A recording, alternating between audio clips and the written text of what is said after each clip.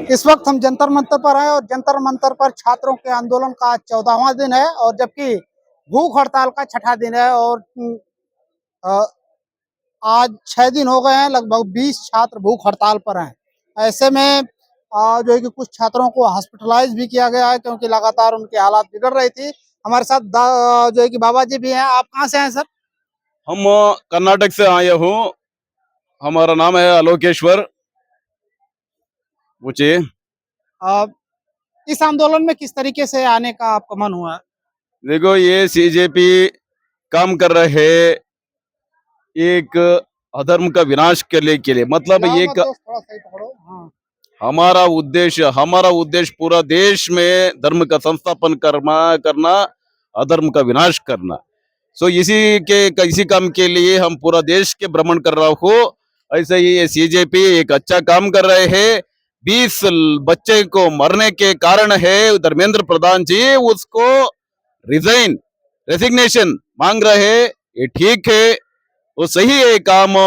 कोई भी एक पब्लिक रिप्रेजेंटेटिव, ये यूनियन एजुकेशन मिनिस्टर, वो 150 करोड़ का रिप्रेजेंटेटिव है। सो उसको एक जिम्मेदारी होना चाहिए। हम इस पोजीशन में है, कैसे सिस्टम को चलाना। अगर आपको सिस्टम को चलाने के लिए नहीं आ गए तो आप रेसिग्नेशन करो। क्यों बैठा है वही उसी कुर्सी में? छात्र लगातार 6 दिनों से भूख हड़ताल पर बैठे हैं। सरकार का कोई इस पर पॉजिटिव रिस्पांस अभी तक नहीं आया है। क्या कहना चाहेंगे अभी आप? तक नहीं आ गए तो बाद में इलेक्शन में आएगा। अभी आप रिस्पांस नहीं दे दिए तो बाद में आपको इलेक्शन में जनता दिखा देगा। कोई रिस्पांस उस समय आप नहीं दे दिया तो जनता का अंदर अविश्वास होता। इसलिए आपको विश्वास जीना है तो लोगों को उस आदमी को निकाल दो कैबिनेट से। उस आदमी को कैबिनेट से निकाल दिया तो लोगों को विश्वास रहेगा। इधर एक पार्टी का आदमी नहीं है, हम किसी एक पार्टी का, ये एक पर्सन का विरोधी नहीं है। ये सीजेपी है, केवल negligence of duty of the public representative. लोकतंत्र में चुनी गई सरकार, जनता के द्वारा चुनी गई सरकार जनता के लिए काम करेगी और जनता के प्रति जवाबदेही होगी, न कि नकारा होगी, निकम्मी होगी। और जिस तरीके से नीट पेपर लीक हुआ, छात्रों ने आत्महत्या की, तमाम बड़े सवाल उठे और देश भर में तमाम पेपर लीक हो रहे हैं। ऐसे में एजुकेशन मिनिस्टर से सवाल बनता है कि अगर आपसे सिस्टम नहीं संभल रहा है तो आपको कहीं ना कहीं रेजिग्नेशन देना चाहिए। देना चाहिए। सही वही एक आदमी उसी का, उस एक एजुकेशन मिनिस्टर है। पूरा देश के लिए, देश के एजुकेशन है बहुत इंपॉर्टेंट है। ये बेसिक नीड्स, वो एक राष्ट्र निर्माण के लिए एजुकेशन ठीक होना चाहिए। आपको उस सिस्टम को चलाने को नहीं आ रहा है तो आप क्यों उस कुर्सी में क्यों बैठ रहे हैं? उसका जिम्मेदारी आप, इतना बच्चे मर रहे ने, ये एक बार नहीं, बहुत सारे समय, बहुत सारे टाइम पेपर लीक हो रहे। आप क्यों अभी तक सिस्टम चला रहे? आपका कैसे लायक है इसके लिए? आप कब आए इस आंदोलन में?